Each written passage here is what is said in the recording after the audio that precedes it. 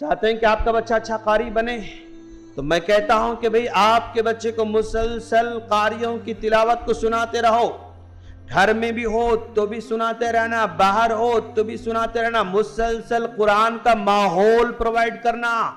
آپ جہاں رہتے ہیں نا، جس محلے میں رہتے ہیں، اس محلے کی مسجد میں آپ اپنے بیٹے کو لے کر جانا، آپ اپنی بیٹیوں کو لے کر جانا۔ اگر وہاں پر جو ہے مغرب کے بعد کچھ پڑھنے کا نظم ہے تو وہاں پر اپنے بچوں کو شریک کرنا۔ اکیلے میں پڑھنے کے لیے بچے کو دل نہیں لگتا ہے، لیکن محفل میں بیٹھ کر پڑھتا ہے تو بچے کا دل لگتا ہے۔ تو آپ کی ذمہ داری ہے کہ بچے کو جو ہے آپ مسجد کو لے کر جائیں۔ مول صاحب ہم جس مسجد میں جاتے ہیں وہاں پر ایسا کوئی نظم ہی نہیں ہے، یہاں پر ایسا کوئی سسٹم نہیں ہے، تو اب آپ کی ذمہ داری بنتی کہ اس کے متولی سے بات کرو۔ آپ جس مسجد کے مصلی ہیں اس مسجد کے متولی سے بات کرو آپ کہ بھائی آپ جانتے ہیں کہ جو ہے علماء کرام اتنے آسانی سے نہیں ملتے، پڑھانے والے ہر ایک کو نہیں ملتے۔ اب آپ مغرب کے بعد ایک نظم شروع کرو، قاعدہ پڑھانا شروع کر دو۔ ایک مول صاحب جو ہمارے پاس امام ہیں ان سے خدمت لو، اگر خدمت لیتے ہیں تو ایکسٹرا اور پے کرو، اور ایکسٹرا پے کر کے ان سے بچوں کو پڑھانے لگاؤ۔ آپ متولی صاحب کو توجہ دلاؤ، آپ امام صاحب کو توجہ دلاؤ، آپ سب اگر بڑے لوگ ہیں تو جو ہے سب مل کر ایک کمیٹی بناؤ اور وہاں پر جو ہے اس طرح کے ایکٹیویٹی شروع کر دو۔ اگر مسجد کے اندر یہ سسٹم شروع ہو جاتا ہے تو سارے محلے والوں کے لیے ایک بہت بڑی نعمت ہے، سارے محلے والوں کے لیے بہت بڑی نعمت ہے۔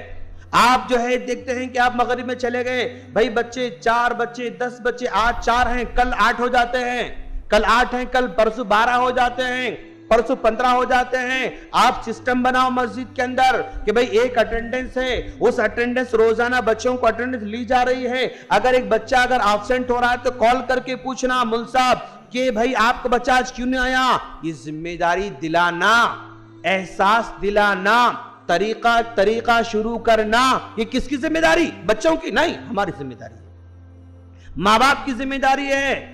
یہ ماں باپ کی تربیت کرنے کی ضرورت ہے کہ بھئی آپ مسجد کو گئے، دیکھا آپ کے بچے نہیں پڑھ رہے، نو پرابلم، آپ کا وہاں پر کوئی بچہ نہیں پڑھ رہا، نو پرابلم، لیکن جذبہ تو آپ کے پاس ہونا چاہیے کہ ہمارے قوم کے بچے پڑھنا چاہیے، ہمارے بچے پڑھنا چاہیے۔ پڑھ رہے ہیں بچے، 10-15 بچے قاعدہ پڑھ رہے ہیں، 4-5 بچے قرآن پڑھ رہے ہیں، تو آپ کو خوشی ہونا۔ آپ خوشی ہونے کے بعد آپ مغرب کی نماز کو جانے سے پہلے 20 روپے کے چاکلیٹ لے کر جا سکتے ہیں۔ آپ 20 روپے کے چاکلیٹ اپنے جیب میں ڈالو، جا کر جو ہے بیٹھو، تھوڑی دیر دیکھو یہ قاعدہ پڑھ رہا ہے، یہ قاعدہ پڑھ رہا ہے، یہ ناظرہ پڑھ رہا ہے، یہ قرآن پڑھ رہا ہے، یہ حفظ کر رہا ہے۔ بیٹا آپ کیا پڑھ رہے ہو؟ قاعدہ پڑھ رہے ہو، بہت اچھے بچے، تم چاکلیٹ کھاؤ۔ تم کیا پڑھ رہے ہو؟ ناظرہ پڑھ رہے ہو، بیٹا تم چاکلیٹ کھاؤ۔ تو آپ اس سے بچوں میں خوشی پیدا ہوتی ہے اور جذبہ پیدا ہوتا ہے، یعنی جو بچے بھاگتے رہتے ہیں نا واپس لوٹ کر آنے پر مجبور ہوتے ہیں۔ یہ ہماری ذمہ داری ہے، ماں باپ ہونے کے ناطے ہماری ذمہ داری ہے۔ آپ کا بیٹا بھلا پڑھے یا نہ پڑھے، لیکن قوم کے بیٹے اگر پڑھ رہے ہیں، قوم کے بچے پڑھ رہے ہیں، تو آپ کو آگے بڑھ کر خوش ہونا اور ان بچوں کی دل جوئی کرنا۔